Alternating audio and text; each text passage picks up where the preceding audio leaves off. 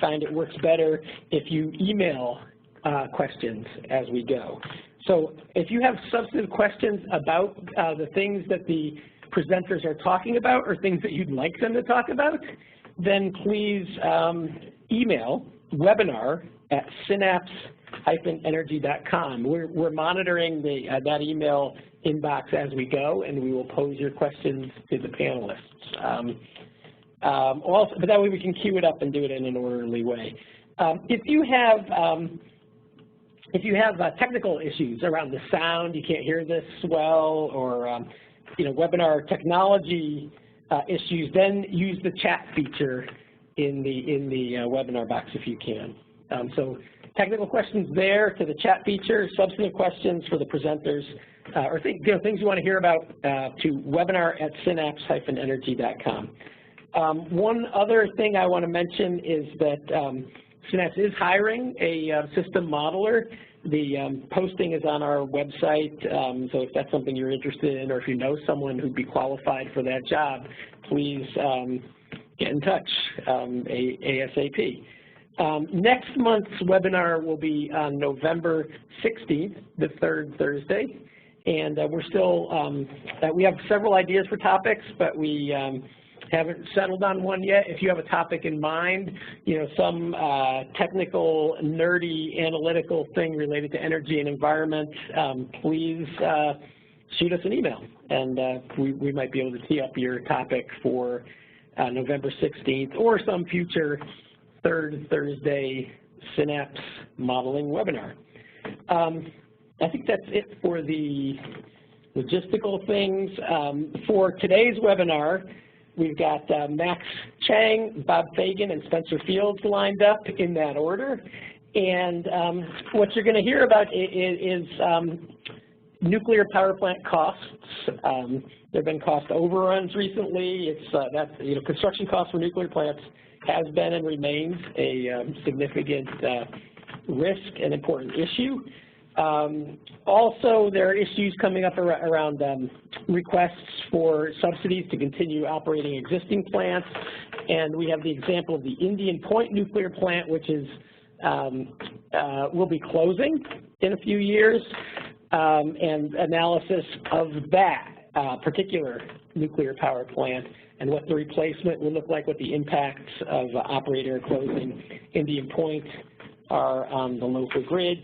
And then, so as we go, we're looking to dig a little deeper than the usual discussion into some of the technical issues, the economics, the modeling issues. So please, if there are the kinds of questions that you might not ask at the usual,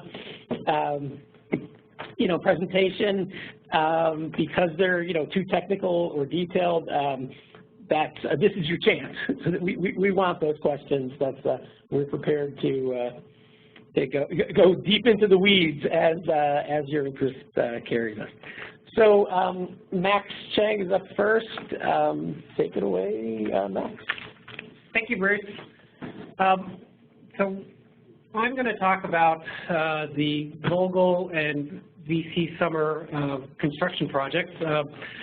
It's one of these things where it seems almost every month some new bombshell drops. So I think most of you know the punchline already, and actually looking over the panelists, it looks like some of you are deeply involved in these proceedings. So please feel to ask questions and provide comments to this presentation as I go through it. We'd love to I'd love to share my experience and my understanding, and I'd love to hear your experience and your understanding of these two construction projects.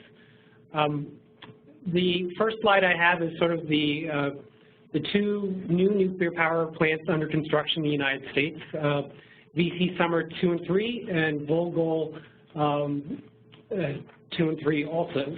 Oh, 3 and 4, sorry. To go back a little bit, to bring us to where we are today, I wanted to take a step back and sort of go to where, how these plants were advertised when they were announced. And a lot of this follows up on work that we did in 2011 on Vogel and a paper that we did in 2012 on VC Summer. VC Summer 2 and 3, it was announced in May of 2008. At that time, Santee Cooper and SCE&G sort of advertised that Unit 2 would be completed in 2016 and Unit 3 would be completed in 2019, and that the total capital cost for the project would be $9.8 billion. And the proponents advertised that, quote, significant portion of the contract price is fixed or fixed with agreed upon inflation factors. So when you take in SCE&G's estimate of its cost of $6.3 billion, that gives you sort of an estimated total cost of $11.5 billion. About the same time, Georgia Power and its partners, Oglethorpe Power and MEAG, announced sort of got approval from the Georgia PSC to certify construction. Georgia Power claimed that its 45% in-service cost would be $6.4 billion for a total project cost of $14.2 billion, and that under Georgia law, they would be able to recover some of the financing costs in 2011, and that would reduce their in-service cost from $6.4 billion to $4.5 billion. And at the time, Georgia Power claimed that Vogtle 3 would come online in 2016, and Vogtle Unit 4 would come online in 2017. Clearly, that is not what has happened. What's happened? When you look at the filings,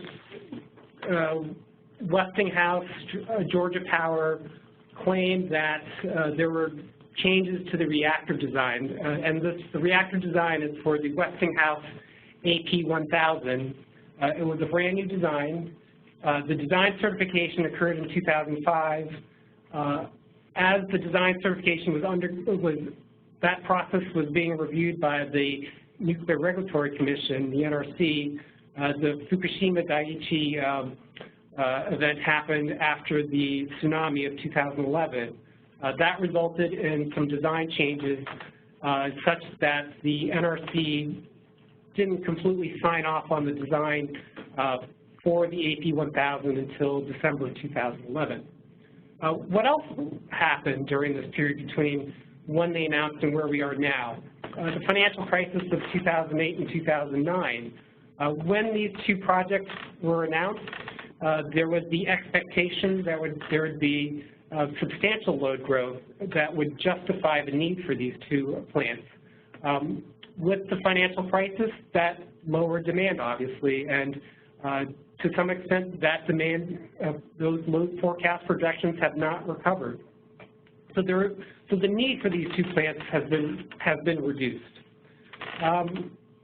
What else happened was that it took a little bit longer for the NRC to issue the combined operating license for the two plants, although even though that's what the proponents claimed to have happened, in reality, the delay was only about 6 months. When you look at some of the older press releases, Georgia Power and Santee Cooper and SCE&G sort of had the expectation that the NRC would issue the combined operating license in the fall of 2011. What actually happened was that the combined operating licenses for both projects were issued in sort of late March of 2012, so just a slight delay.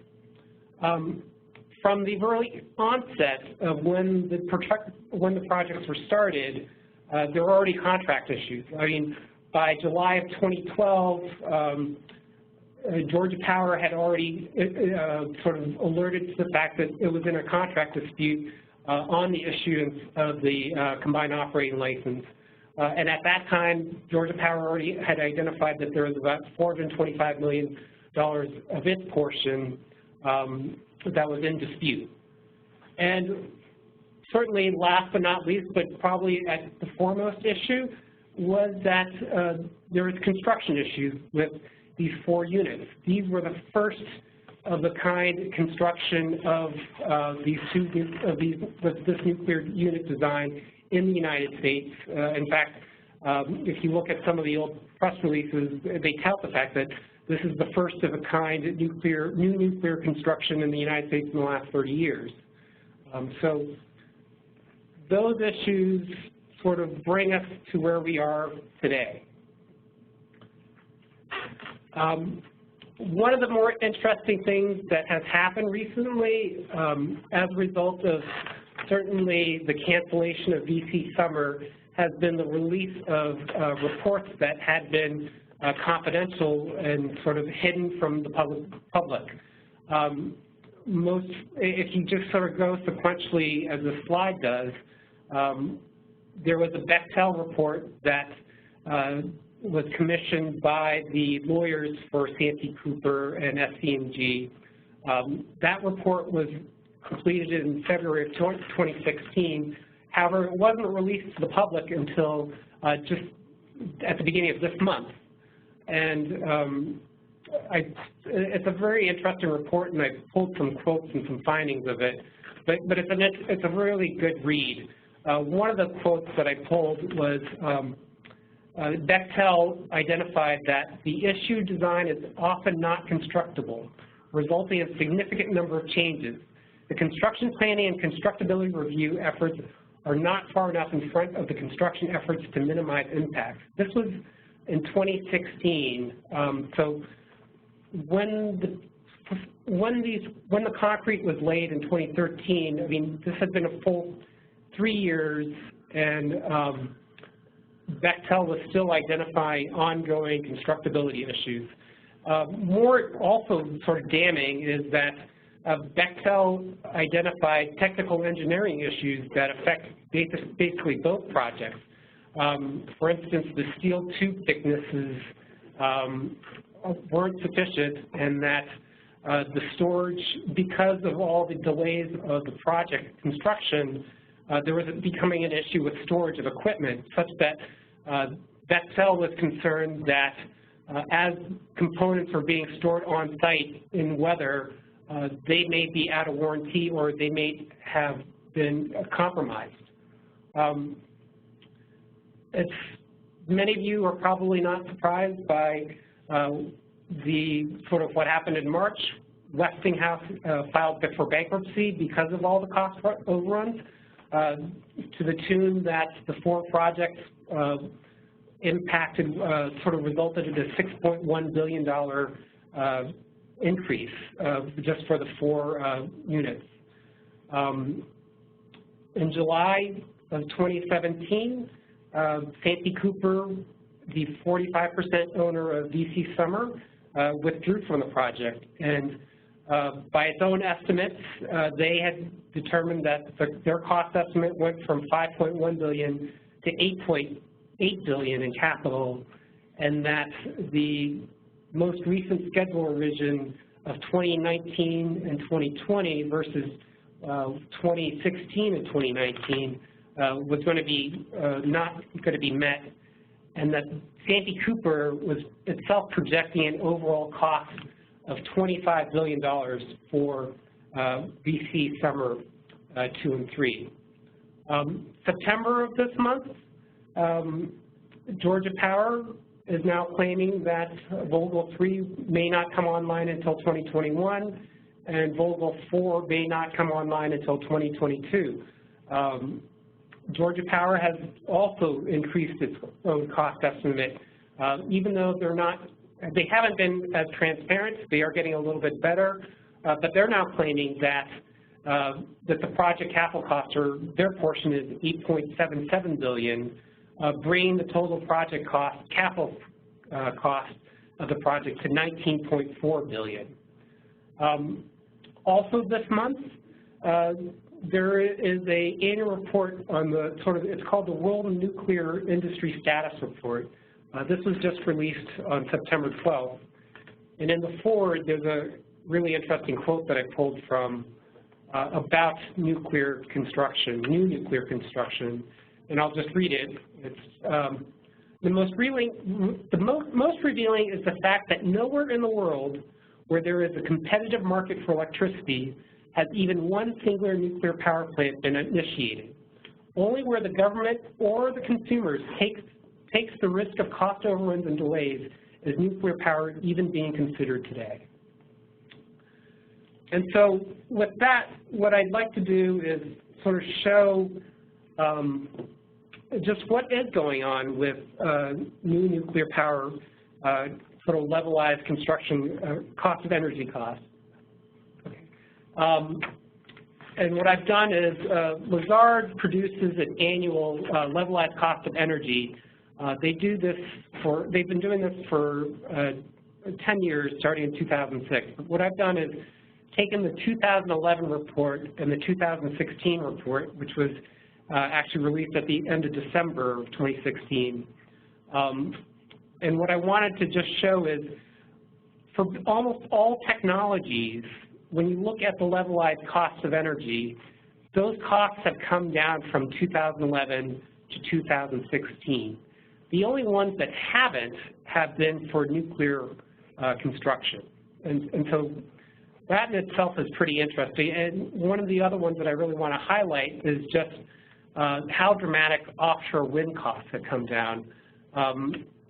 The 2011 report suggested a levelized cost of almost $184 per megawatt hour for offshore wind.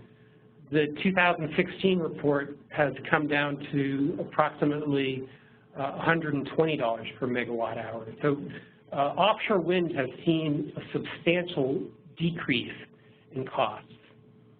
And sort of finally going on to where we are with existing plants. Clearly, new nuclear power plants are extremely expensive, but certainly gas prices and renewables have put pressure on existing nuclear power plants. And this table sort of summarizes certainly announced nuclear power plant retirements. One of the ones that I didn't put on is Exelon's announcement this summer that it plans to retire 3 Mile Island Unit 1 in 2019. I didn't put this on because I know that Exelon is certainly lobbying the Pennsylvania state legislature to do something similar to what Illinois did with Clinton and Quad City. So I just left it at that. But with that, I really wanted to sort of transition to what Bob is going to talk about, and Indian Point. Indian Point is scheduled to retire in 2020 and 2021, and from there, sort of, I'll let Bob talk about our analysis on that particular project. Thanks a lot, Max. Bob is moving over to the speaker, to the mic, and will tell us about analysis of the Indian Point nuclear plant. Good afternoon, everyone. Synapse has done a series of analyses on behalf of different clients to look at the economics of Indian Point, starting back, oh gosh, more than 7 or 8 years ago, perhaps as long as 10 years ago. I'm going to talk today about an analysis that we did in 2013 and 2014, and I'll lead into our most recent analysis, which was done earlier this year, and that my colleague Spencer Fields will talk about in the modeling aspects of that anyway in a little bit of detail after I complete this middle section of the webinar. In 2013 and 2014, there's a docket that is still a live docket, although I think it's somewhat moot at this point, where the New York Department of Environmental Conservation was looking at water issues associated with Indian Point, and Entergy was considering constructing closed-cycle cooling for the units at Indian Point. And Riverkeeper engaged Synapse to do modeling of the impacts on emissions primarily associated with installing closed cycle cooling, and also looking at what happens under alternative scenarios where Indian Point was to be retired and replaced with renewables and energy efficiency and imports. And essentially, the modeling exercise was charged with ascertaining what the replacement power sources would be and what the emissions might look like under different scenarios associated with Indian Point's retirement or the installation of closed cycle cooling at Indian Point. What I'm going to do today is talk a little bit about what those retirement run results showed, a little bit about what we now know 4 years later from the modeling perspective, what we were looking at in 2013 and 2014, and what the current parameters are in New York for emissions without Indian Point going forward. So I think the key, I'll summarize our key findings and then walk through a couple of the key material from our modeling exercise. What we have done is lay out a series of scenarios where Indian Point was either retained in service or Indian Point was retired and renewables or energy efficiency levels were increased or not in New York State. And we wanted to take a look at what the resulting emission trends would be under those different scenarios. You know, the purpose being to try to be somewhat robust about describing what the emissions scenario and the replacement power scenario would look like in New York State if Indian Point was to retire. So the first slide I'm going to point to is one of the summary slides from the report that we had completed for Riverkeeper. And it looks at the results of our modeled carbon dioxide emissions by scenarios, including the different closed cycle cooling scenarios that Entergy was considering for the plant at that point in time. Instead of walking through all of the different scenarios shown on this slide, I'm going to move to the next slide, which contains a subset of these scenario results, eliminating the closed cycle cooling results, because at this point there does not seem to be any contemplation that closed cycle cooling will occur because of the announced retirement. What this graph shows is a handful of scenarios with Indian Point either out of service or in service, and the resulting carbon dioxide emission patterns we see over the 10-year period, the 11-year period, 2015 to 2025. And what this graph demonstrates is, in a way, it demonstrates the obvious, to the extent that there is increased levels of energy efficiency and increased deployment of renewable resources in New York State, even without Indian Point, overall CO2 emissions can gradually decline over time. And what this graph shows is that currently New York State carbon dioxide emissions, or as projected in 2013, the emissions for around 2017 are on the order of 36 to 37,000 metric tons per year. And with energy efficiency and renewables, you more or less are able to see a slight decline in carbon dioxide emissions over time with the retirement of Indian Point. And that's it's hard to convey this over the phone, but that's the time series that's third from the bottom of the graph with the asterisk indicators. At the very bottom of the graph, you sort of see what served as a bookend at the time that we did this modeling exercise, that if you were to keep Indian Point in service and you were to do aggressive energy efficiency and you were to install significantly increased amounts of renewable energy and saw some coal retirements in New York, you would see carbon dioxide emissions decline to below 30 million metric tons per year by the middle of the next decade. And what's also projected there is a RGGI budget for carbon emissions in New York. And now that has since been superseded by the most recent RGGI budget, which is more stringent than the the dotted line you see there for the first half of the next decade. But the point being made here is that it's fairly straightforward to replace zero carbon emission nuclear power with zero carbon emission renewables and energy efficiency. What's not contained in this slide is the sort of the complexity of presenting the sort of information in a litigated forum and describing what it means to set up scenarios with different sets of input assumptions. So the purpose of today was to just sort of point out that what matters is the overall trend in CO2 emissions, and whether or not the closure of Indian Point causes those energy efficiency programs to increase or not. The point is that in a world without Indian Point, New York State can still see a trend toward declining emissions.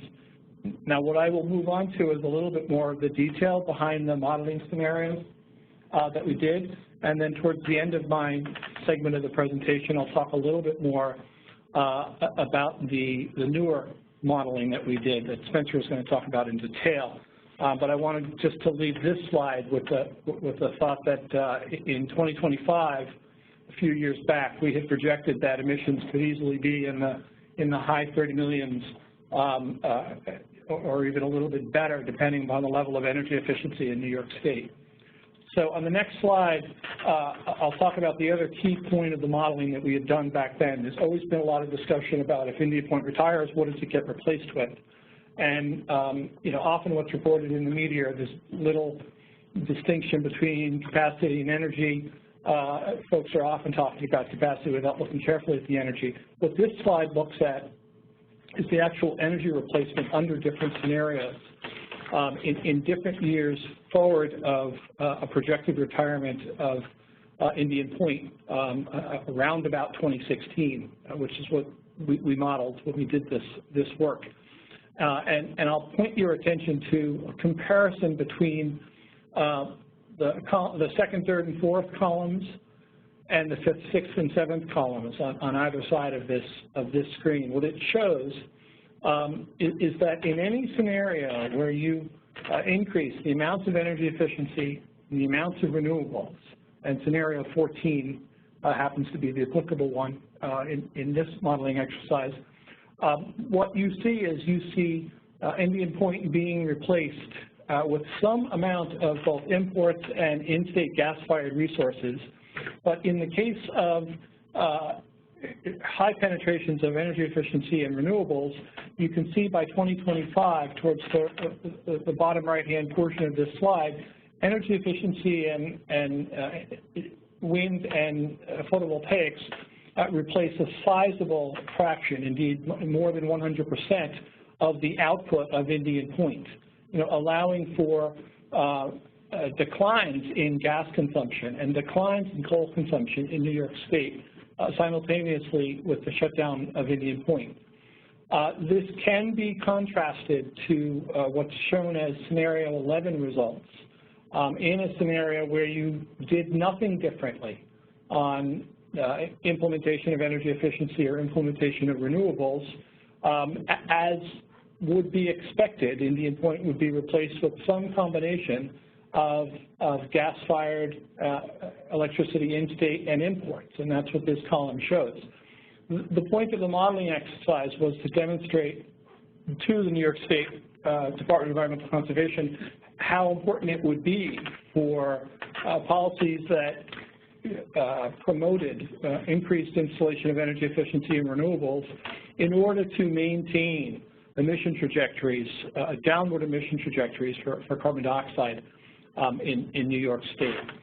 So I'm going to move to the next slide now, just giving you a little bit more information on the breadth of the modeling activities that we had done.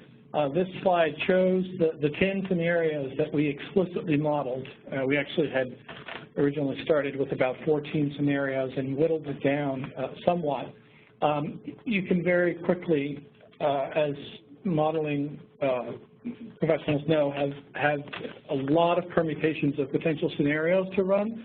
And in an ideal world, you would run a lot more scenarios than just 10 to sort of fully define the envelope of possible outcomes from a modeling exercise. We limited ourselves basically to looking at renewables, energy efficiency, and the possible retirement of some additional coal resources to sort of sketch out the envelope of results for emissions in New York State with an Indian Point retirement. And I won't talk in much detail about the closed cycle cooling scenarios that we have done, but Entergy had contemplated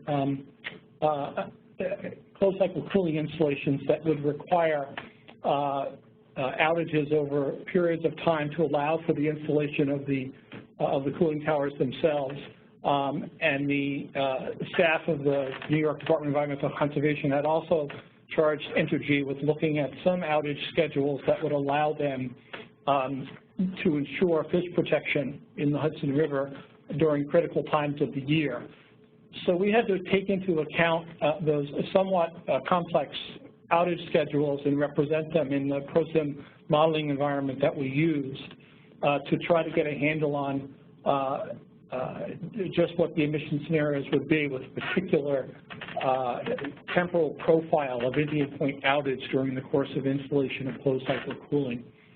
I'm going to move to the next slide.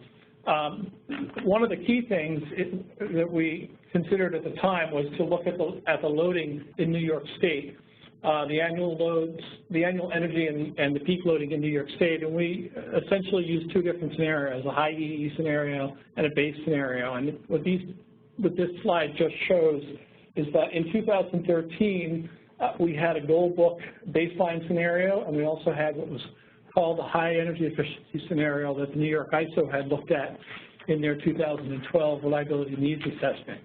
And the main thing that I'll point out here is that back in 2013, for the year 2025, the baseline peak load projection was almost 37,000 megawatts.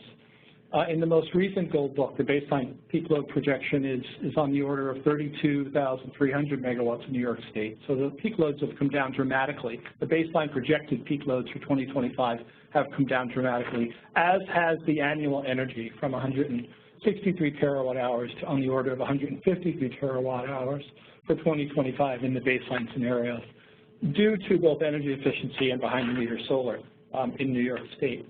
I'm going to move to the next slide. I'm going to just move very quickly. This sort of balances out the rest of the modeling structure that we set up at the time that we did these runs, indicating what resources we had included and what resources we did not include. Notably, some new gas resources were included at the time, and it seems right now that it's not clear that both Cricket Valley and CPV Valley will be installed, and it certainly is clear that Champaign-Hudson Power Express won't come in next year, but it may very well come in within a few years after that. Just for time reasons, I'm going to move to the next slide, which is a summary slide on where we're at 4 years on from the analysis that we did for Riverkeeper in 2013, 2014. The most important policy event that's occurred is that New York State has moved to the Clean Energy Standard, which Spencer is going to talk about perhaps in a little bit more detail. But in short, more energy efficiency and more renewables are now on tap for New York State based on this policy. The loads and the net load projections in New York State are much lower than they were in even the high energy efficiency scenario that we modeled back then. The solar PV is likely higher levels of solar PV than what we modeled. Onshore wind amounts are likely lower, essentially being surpassed by increased energy efficiency and increased solar PV. We did not model any offshore wind except in one sensitivity case in 2013, and we didn't model it to the same level as we modeled it in our recent study that Spencer's going to talk about, which is 2,400 megawatts by 2030 in New York State. And we had modeled CHP online earlier. So the point being that it's difficult, obviously, as a modeling exercise to accurately forecast what the future is going to be, but you can bound your results by using a lot of different scenarios to pick up what you think might actually occur. The last slide that I'm going to leave you with as a lead-in to Spencer's talk is the most recent report that we did for Riverkeeper, analyzing what the New York State emissions would look like with the CEF standards in place.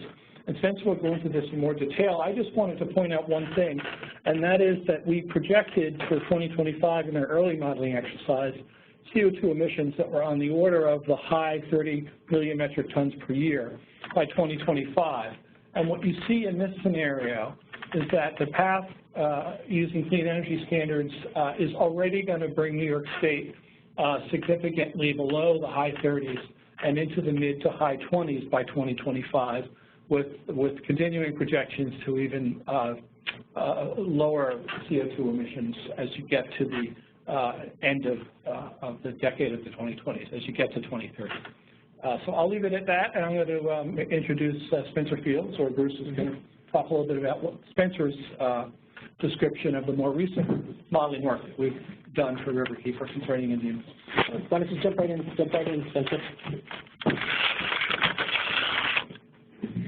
All right, thanks Bruce and Bob. So as they mentioned, my name is Spencer Fields. I'm an associate here at Synapse. In the 4+ years I've worked here, I've acted as one of our primary electric sector modelers, performing the types of analysis that I'm about to talk about, as well as working closely with the stakeholder process in New England with our deregulated markets up here in our capacity and energy markets. As you might have guessed from the title of my slide, I'm going to talk about how we applied our electric sector model to New York. What made this tricky? What sorts of policies and electric sector intricacies did we have to consider? And how did these considerations influence our results? So to perform our analysis of replacement energy and capacity for the Indian Point units, we relied upon the REEDS model. REEDS is the Renewable Energy Deployment Scenarios model developed by the National Renewable Energy Laboratory as an open source research grade model. It's best known for its in-depth detail on the renewable energy industry. It harnesses the unique knowledge and expertise of NREL to provide cost curves and potentials for different technologies. So it's a capacity expansion and dispatch model that we've leveraged to perform analyses all across the U.S., recently in Pennsylvania, up here in New England, in West Virginia, Virginia, in the American Southwest, in addition to providing a number of national level studies. For the most part, those reports are online when public, so feel free to reach out after this if you have any questions about any of those. So the high level of renewable resource data is provided in subregions that are entirely contained within the balancing areas and which cannot cross state lines. Since this is sort of a more technical modeling webinar, I think I'll go a little bit more into the weeds of how REEDS works than we normally would. There are different levels of resolution for different technologies or inputs and outputs. So, for instance, wind potential and resources are built in the wind resource regions, which in the map that you see on this slide are the gray numbers sort of faded in the smaller jagged lines, whereas nearly all of the rest of the resources are built at the PCA level, which are sort of either state level or the different colored regions represented by the navy numbers with the P's in front of them. REEDS has 134 different power control areas throughout the 48 continental states and 356 wind resource regions. And again, that's sort of just how the different levels of resolution are provided. So REEDS aggregates technologies into resource bins by power control area. So although we've developed ways to implement coal retirements at individual units and the nuclear retirement at Indian Point, for instance, in the outputs, we don't see which units are running when or how much they're running throughout the year. Rather, we get resource-wide outputs, or rather sort of PCA-wide outputs for individual resources at the PCA level, state level, balancing authority level, or the country level. And one of the nice things about REEDS, and where it sort of harnesses efficiency as compared to other models that we typically use and that are other industry standard models, is that it breaks down the 8760 hours of the year into 17 representative time slices. So you have a morning, an afternoon, an evening, and a night for all of the 4 seasons, so that's 16 of your 17, plus a super peak which is representative of the 40 peakiest hours of the year. So instead of running an hourly dispatch model or an hourly production cost model, READS tends to run a lot faster, and we can look at sort of long-range renewable growth scenarios. So our modeling in this case was driven by a number of state-specific policy considerations. So when we run READS or any of our other electric sector models, we always want to try to anchor the analysis in reality. And so to do that, we typically run a reference case with on-the-books policies, which in some places are more in-depth than others. The types of policies that we can model in READS are diverse and varied, but typically we look at energy efficiency resource standards, renewable portfolio standards, carbon targets, like, for instance, a RGGI and AB 32 in California, or the Clean Power Plan when we were modeling that pretty regularly. Or we can also model explicit capacity targets for instance, solar carve-outs or distributed generation targets, or in the case of New York, offshore wind targets. So to give you a sense of the explicit policies that we modeled in this analysis, as well as how we execute them and implement them in READS, the sort of key policy considerations for New York are the New York Sun targets, and these are all things that Bob just alluded to. So this was over 3 gigawatts of distributed solar by 2023. Another aspect of this is the 2016 Clean Energy Standard. So New York's renewable portfolio standard expired in 2015, reaching 29% renewables by 2015. And the new Clean Energy Standard that replaces it targets 50% by 2030. Another aspect that we modeled is the offshore wind mandate. So this was the 2,400 megawatts of offshore wind by 2030 that Bob was talking about. We also included scenarios in our analysis that had both Champlain Hudson Power Express explicitly input and some that did not. So sort of to show the impact that importing this 1 gigawatt of Canadian, or 1 gigawatt line of Canadian hydro would have on replacing the energy and capacity at Indian Point. And so finally, just to give you a sense of, again, sort of an expanded sense of the types of policies that are modeled in READS and how we model them, RPS policies we model at the state level. We can look at different resources that qualify for RPSs. We can look at which states can trade renewable energy credits with others. We can look at individual solar carve-outs within that or for other types of resources within that. We can also model nationwide clean energy standards, so looking at, 30% just wind and solar nationwide by 2030 or 2050, things like that. To model energy efficiency and behind-the-meter solar generation, we actually input both of those exogenously. So those efficiency comes in as a load modifier, and PV resources, we tell the model what to build. READS itself does not build any of those things endogenously or economically while we run it. And finally, with Canadian hydro imports, as with other models of this sort of standard, there's the opportunity to just sort of tell the model how many terawatt hours are coming in from Canada and which states or PCAs have access to it.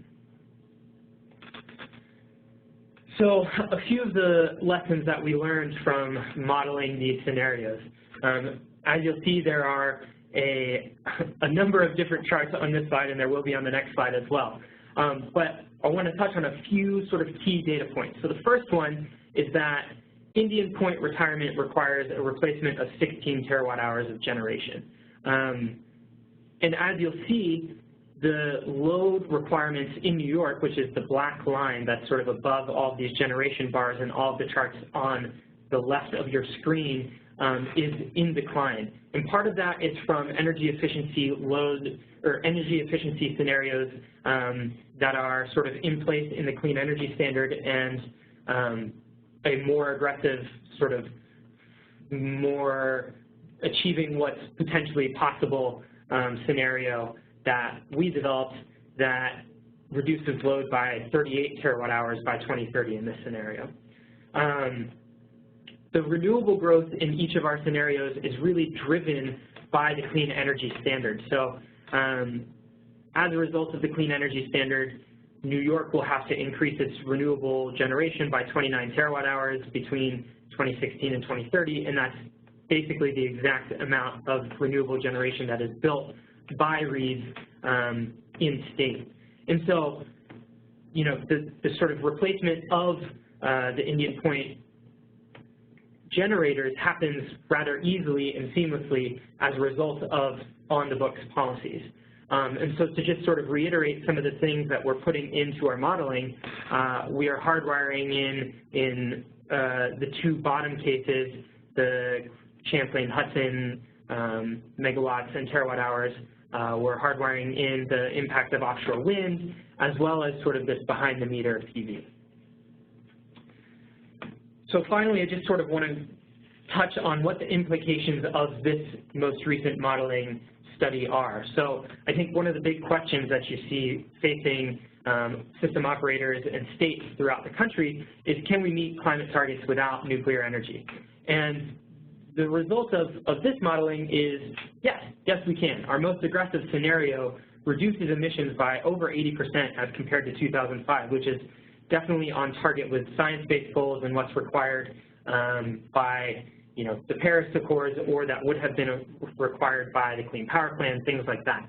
But I think the most important lessons that we learned are that this sort of replacement and that meeting of climate targets happens as a result of robust in-state policy. So the new Clean Energy Standard in New York is what drives the growth of renewables, even more so than the need to replace Indian Point. And so having that solid legislative policy in place is what's going to drive that growth. And just sort of as a metric, the 3 gigawatts of behind-the-meter solar plus the 2 gigawatts of offshore wind are representative of about 10, or actually more than 10% of statewide capacity in 2030. And so then just quickly to talk about how you keep these costs down, the keys are that we found from this modeling are to invest heavily in energy efficiency, to focus on importing energy from areas that have a surplus of clean energy, and to also potentially start talking about long-term contracts for clean energy resources. And I think I'll leave it at that and pass it back to Bruce so that we can move on to questions. Thanks, Spencer. We have a few minutes for questions. There's still feel free to email if you have any. I'm going to pose the first question to Max. Basically, you have a table, Max, I think it's slide 10, with what data on retiring nuclear plants. And the point was raised that, you know, hey, is this accurate? And also related question about these tend to be the single unit, less efficient reactors. Isn't that right? It's sort of economics driving this. What would you say to that? So I appreciate the comment. I think Tim Judson said that about some of the capacity factors. We'll update. There are a few incorrect capacity values there, and we'll update that in sort of the final presentation. But the point that some of these units are single units that have become uneconomic, that is true. That certainly certainly in the case of Kewaunee, Vermont Yankee, Fort Calhoun, Pilgrim, those are the case. That is the case. For San Onofre and Crystal River, those are sort of construction issues.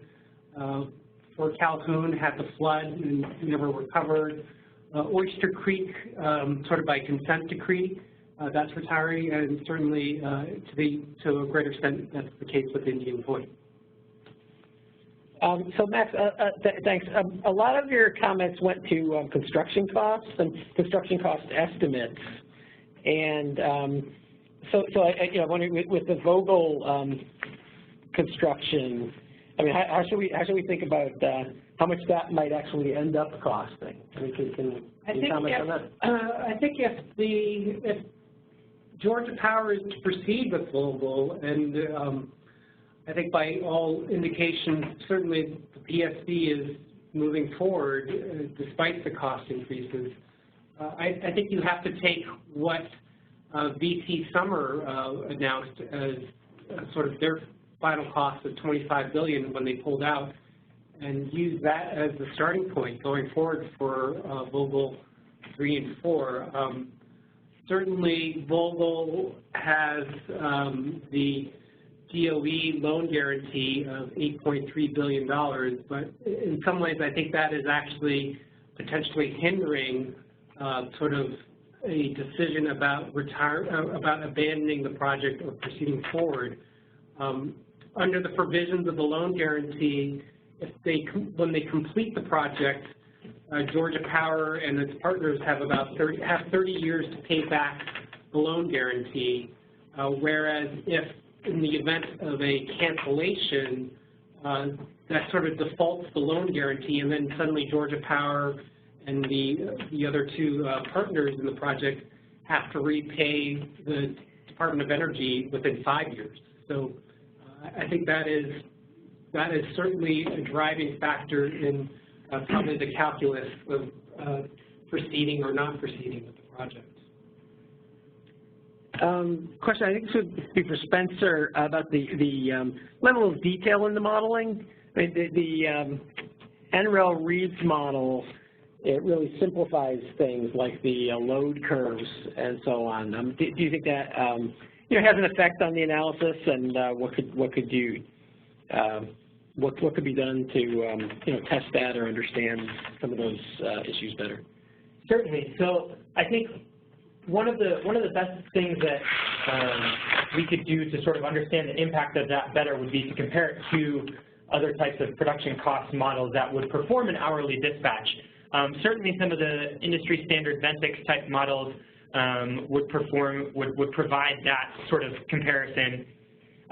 Here at Synapse, we've been working recently with the Encompass model, which was developed by Anchor Power Solutions, which provides both capacity expansion and also production cost dispatch type analyses. In the past, we have performed some sort of benchmarking between Reed's and I believe at the time it might have been one of the Ventix models to see sort of how Reed's compares on an annual basis. And at the annual level, Reed's provides a really good, really defensible sort of outlook on what is required in the electric industry to meet increasing renewable growth throughout the country. And I think as a result of having those sorts of, the NREL's expertise baked into the model, that's sort of where that benefit comes from. In terms of sort of what a next step for modeling this would look like, it would probably look like some sort of production cost modeling in Encompass, or potentially a Ventix model, but most likely Encompass, to talk about sort of the hourly impacts of replacement energy at Indian Point. So instead of our analysis, which focused predominantly on the annual replacement requirements, an analysis like that would look at sort of the hourly requirement. Thanks, Spencer. Bob, one question goes to whether you can speak more to energy efficiency, and what if New York State cranked up its implementation of efficiency along the lines of, say, the aiming higher analysis? Can you comment on that? Yes, I can comment on it. We didn't talk much about the aiming higher report during this seminar, but a few years back, Synapse did an analysis that culminated in the aiming higher report, which in a nutshell recommended that New York State improve its energy efficiency policies to be more on a par with the leading states. The leading states, which is basically California and New England, have achieved energy efficiency implementation levels that approach 3% of retail sales. That certainly range in the 2.5 to 3% of retail sales, which is a metric. Behind that number is actual detailed programs with incentive structures, both market pulling structures and direct rebates, that result in very sizable levels of energy efficiency that have led to the downward consumption of energy in New England for a number of years now, and also in California. And New York State is sort of notably behind the curve.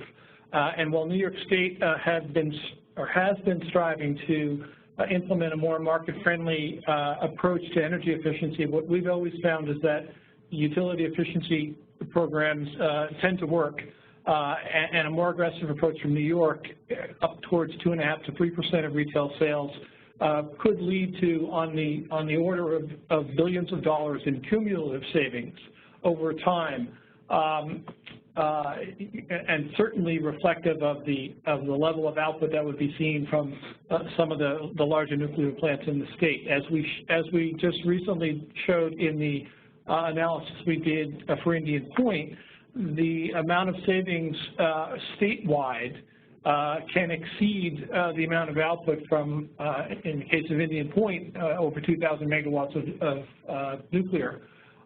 So any push to significantly increase energy efficiency programs in New York State to make them more equivalent to what the best states have seen will likely lead to billions of dollars in consumer savings and displacement of the output on the order of the size of multiple nuclear units in New York. Certainly, and just to add to that, our analysis this time really was informed and influenced by that Aiming Higher report. And the energy efficiency trajectory that we modeled as our high energy efficiency trajectory was developed by Alice Napoleon, who was instrumental in writing the Aiming Higher report as well. Yes, and the Aiming Higher targets are significantly higher than the aggressive but less than optimal clean energy standard improvements. The clean energy standards are definitely an improvement as they head up towards 1.5% of retail sales, a sizable increment over New York's current policies, but they don't go far enough in our technical opinion what's achievable economically with efficiency in New York. So we're about out of time. If we didn't get to your question, please forgive us, and we'll follow up later on separately. Please do suggest topics for future webinars. If this wasn't what you had hoped for, you have ways to steer us to something to be more useful, then please let us know. We're trying to be interesting and helpful and address things that are on your minds in an interesting way. And if this was good for what you're sitting, let us know. We're happy if you encourage us.